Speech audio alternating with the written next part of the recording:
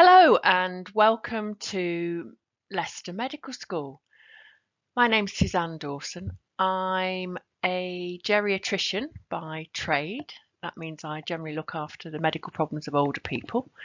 But I am also the senior admissions tutor here at Leicester Medical School. And many years ago, I was sat where you are applying to medical school. And I'm going to spend the next few minutes talking about why you might choose Leicester. But the most important thing you need to think about is wherever you go, you're going to be there for 5 years. So you need to be happy, because ultimately every medical school will equip you with a primary medical degree, and it doesn't matter where you got that from. So I'm going to talk a bit about why you might want to come to Leicester. Then I'm going to talk about the university, and then I'm going to focus on the medical school. So Leicester's a great student city, and obviously I say that as somebody who came here as a student, but actually I've never left. But it's also been known to be a great place for tourism. There's a lot of economic development, and it's been named as one of Europe's top cities. We've got 2 universities, the University of Leicester and De Montfort, and there's lots going on. Every weekend there's something different, and I'd really suggest that you have a look at the Visit Leicester website if you don't get a chance to come and visit the city beforehand. There is something for everybody. In terms of the university, we're really pleased that our rankings and accolades are going up year on year. We're particularly proud to be the Daily Mail University of the Year. Our teaching excellence framework is gold. We've got really high ratings for the National Student Survey, and I will come back to that shortly, because for medicine it's even better. And then the medical school, and that's obviously what you're mainly interested in, and we're delighted to say that the intake for 2025 will be our 50th intake. I wasn't quite in that intake. So why do you want to study at Leicester? So we've got a really highly regarded curriculum. And we say that because this curriculum's been adopted by other medical schools, Buckingham, Aston, and we're currently supporting Bolton in setting up a new medical school. But not only has it been taken on by people in the UK, it's also been taken on by colleagues abroad, and we're working with institutions in China and India. From the subject-specific rankings, we're even higher than the university itself. And we think this is because we look at innovation and tradition. Everything is now done on iPads. We use a lot of 3D printing. This particularly started in COVID, but was happening before. You will still do full cadaveric dissection, and I cannot state how important a way of learning that is, and we're really honoured that people still continue to donate their bodies to medical education. We also have a dedicated student support service, and I will come back to that, as that is in addition to that that's available on the whole campus. We now have a unique centre for empathetic care, and our facilities are outstanding, and this is a picture of the George Davis Centre, where most of the teaching in the first 2 years would be based.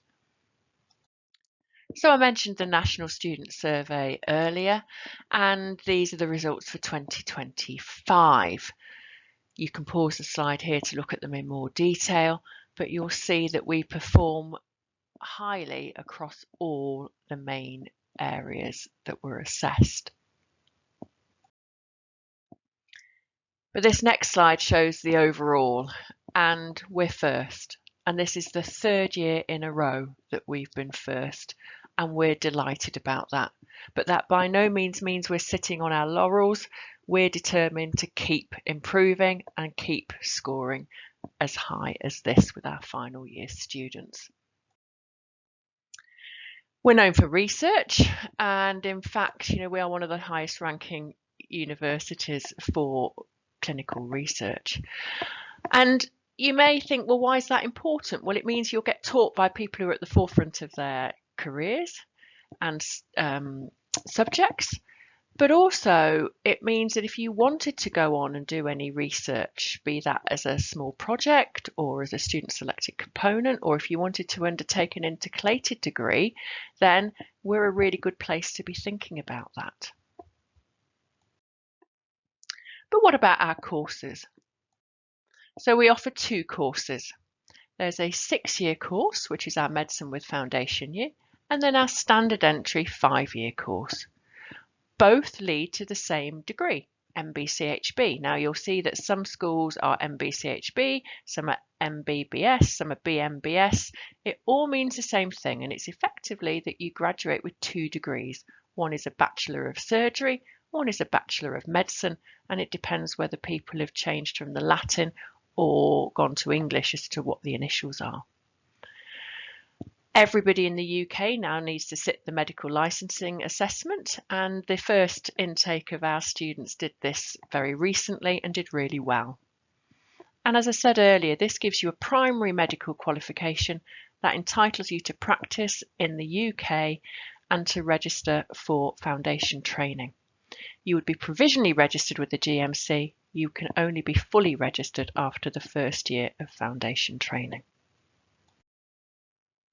So how do we teach? Well, we use a lot of different skills and types of teaching, and generally this suits everybody. So there will be some didactic lectures to set the scene, but then this will be supplemented by group work, practicals, and your own work. We're not problem-based learning. As I've mentioned, there's the cadaveric dissection. There's also clinically relevant practical classes, and this is done in a state-of-the-art clinical skills centre, very different from when I was a student when we used to have to practice on each other. You can now practice on highly developed simulated systems so that you know how to take blood or put a cannula in before you have to try it on somebody real. You'll learn about consultation skills, and history still remains the most important part of making a diagnosis. You'll learn from real patients because patients with lived experience are a huge source of knowledge. But we'll also use a lot of technology, and we will give you your own iPad.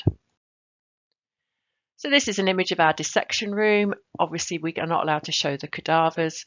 You'll see that it's large. It's actually air conditioned, which it wasn't in my day. It's quite cool, actually.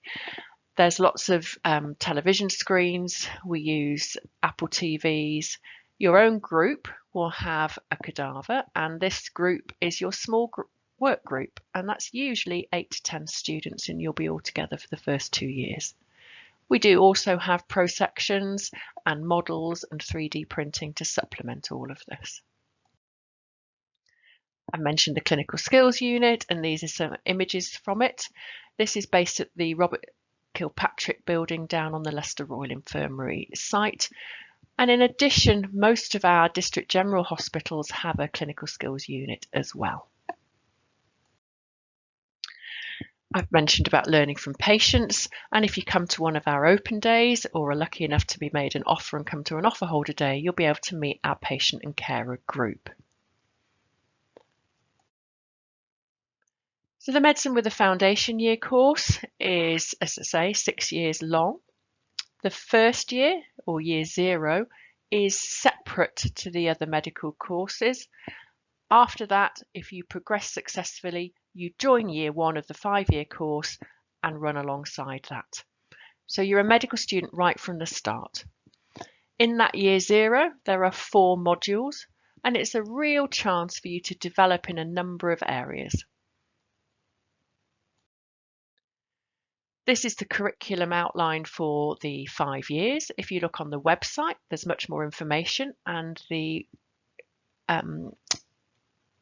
table's interactive, so you can find out more about it. In terms of the hospitals, we mainly will be based to start with in Leicester, and that's at the 3 university hospitals of Leicester sites: Leicester Royal Infirmary, Leicester General, Glenfield General.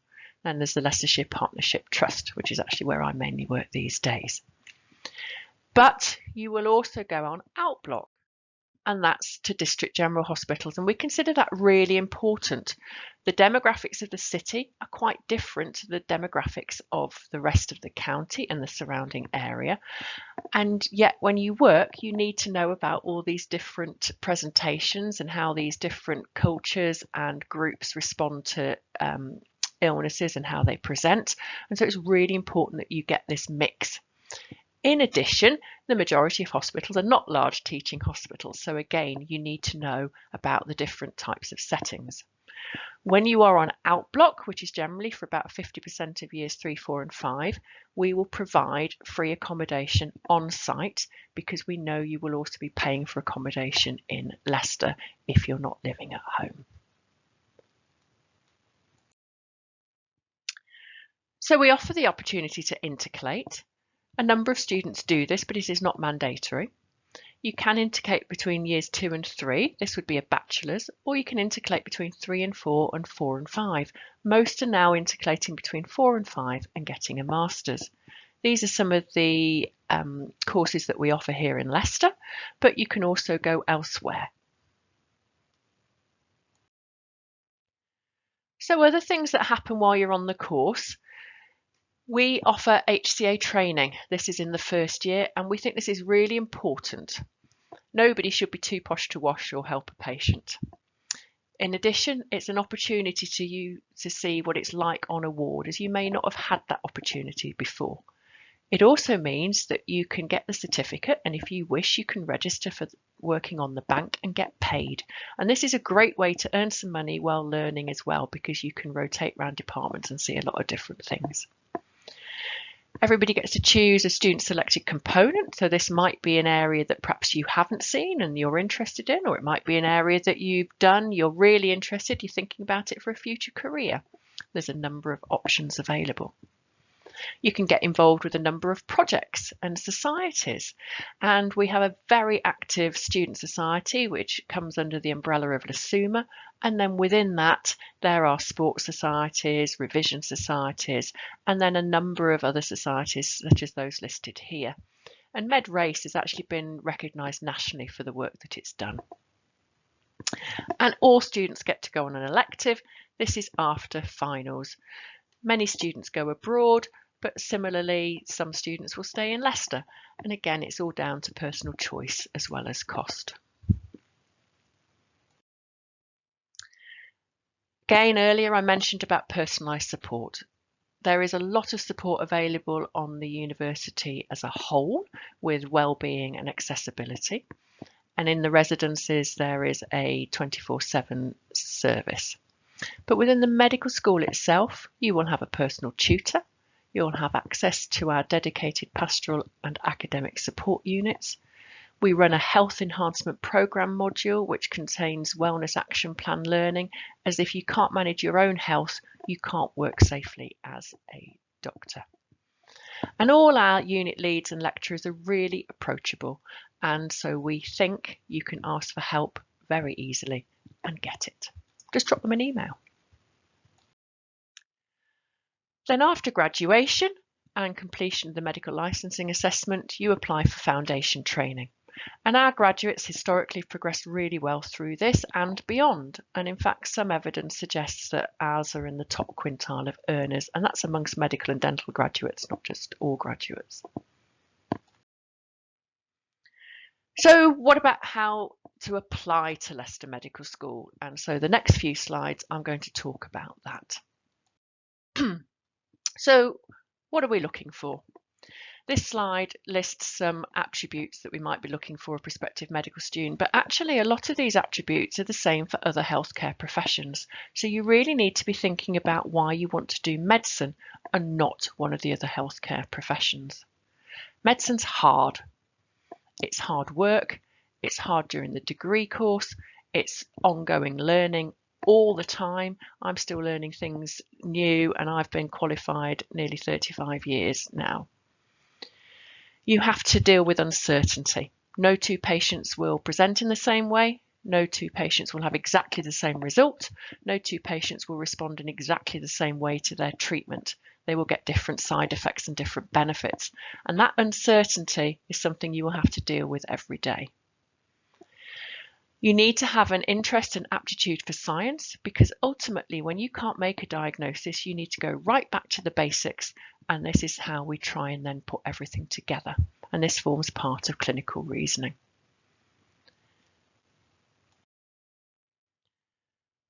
So we have a website, and this is what it looks like on the front page. And we really suggest that you read this in detail and that you also read the scoring documents which are on the website. Please understand that we have entry requirements for a reason. We want to have students who are equipped with the academic and personal attributes that mean they're going to thrive and progress. We don't accept anybody who doesn't meet our minimum requirements. We do consider resits in some circumstances, and that's given in more detail on our website. For A-level resits, though, we will only accept those for people who were holding conditional offers and had significant mitigating circumstances. We do consider mitigating circumstances for GCSE resits and also for bonus points when scoring GCSEs. But the mitigating circumstances are all discussed by a panel, and so no one individual will be able to make a decision. There's a form on the website where you can submit mitigating circumstances. So for our A199 course, these are the academic requirements for 2026 entry, and you can pause the slide here to read them in more detail.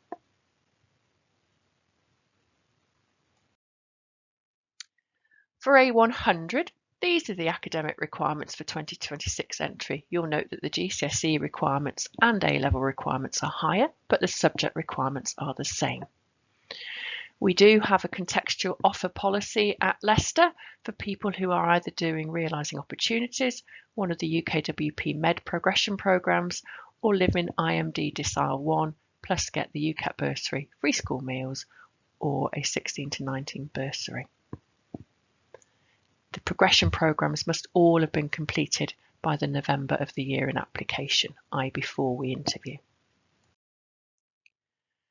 We do also consider graduates, although we do not have a 4-year graduate entry course, but we consider graduates from any background, which therefore may not be considered by these 4-year courses. We do have a minimum science requirement, minimum A-levels, and the minimum degree listed here. We do accept international qualifications.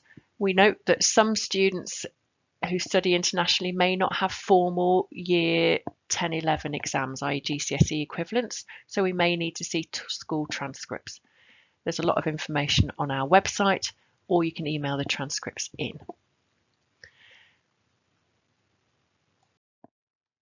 In terms of selecting for interview, as we've mentioned before, read the scoring document. All applications will arrive on the 15th of October deadline.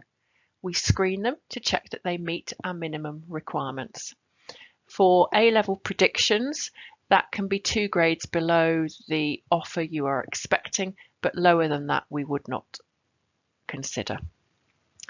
If they meet the minimum GCSEs and those minimum A-level predictions, we will then look at the scoring, weighting the academic and UCAT score 50-50.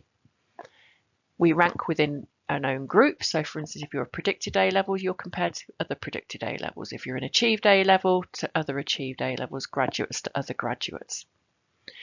Some students may be eligible for a guaranteed interview, and details of that are found in our scoring document. It's important that you think about your fee status, because we assess home and international students completely separately.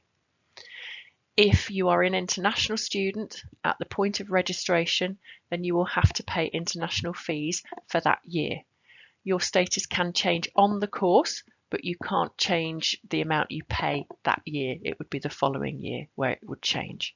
So please think about whether it's better for you to have a gap year and then apply. So in terms of personal statements, we don't routinely read them, but we do look at them pre-offer. And so please write it yourself, keep it concise, and reflect on what you've learnt from your life experiences. Work experience, we cannot mandate medical work experience, but do think about what you are letting yourself in for. As I've said, medicine is hard. You will work weekends, you will work nights, you will work 24 hours, 7 days a week. Not obviously, you won't be working 24 hours, 7 days a week, but the service has to be provided that long, and therefore you're going to end up working bank holidays, your birthday, etc. You're going to deal with sick patients. You need to think about how you're going to manage that. You're going to work in noisy environments with a lot of change. Again, can you cope with that? And we will need a reference, and that reference is mandatory. If you don't provide a reference, we will reject your application. We also ask that in that reference, if there's any extenuating circumstances that we need to know about, that your referee makes a comment there.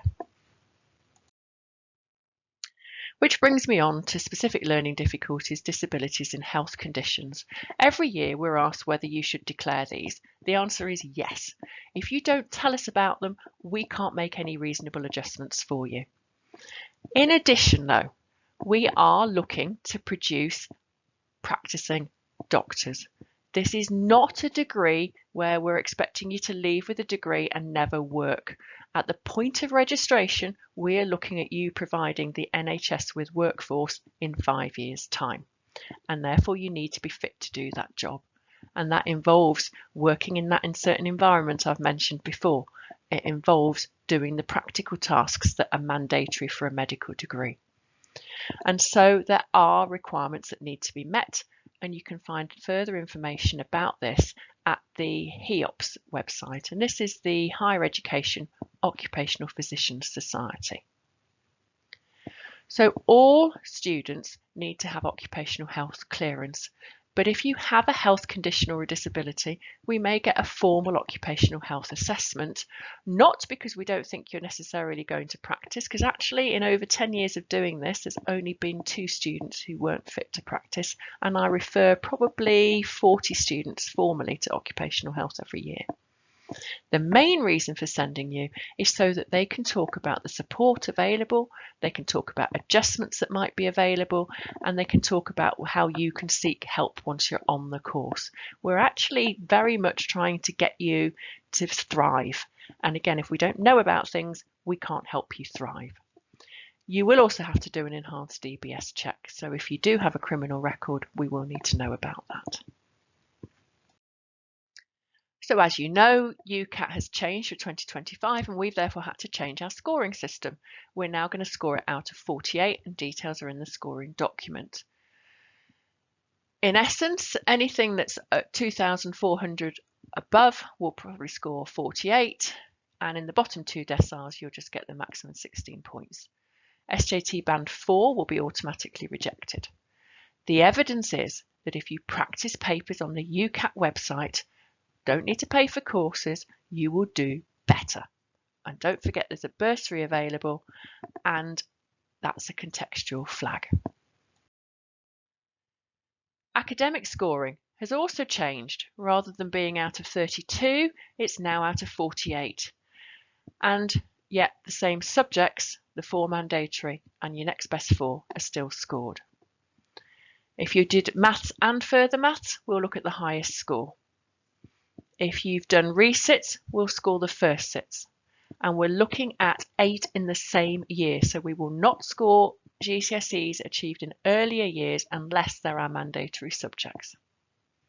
Now, you'll note that rather than having 32 and 32, we now have 48 and 48. So the statistics about what score is needed to get to interview from recent years is going to be really hard to predict. If you're in achieved A-level, you may be eligible for a guaranteed interview.